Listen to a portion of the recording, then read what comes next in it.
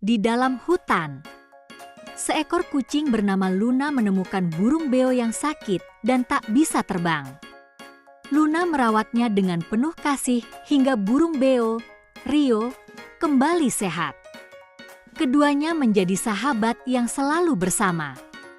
Suatu hari, Luna terpeleset dan jatuh ke sungai dengan arus deras. Rio melihat sahabatnya dalam bahaya, segera terbang dan menyelamatkan Luna dari tenggelam. Sejak saat itu, persahabatan mereka semakin erat, saling menjaga di hutan yang damai.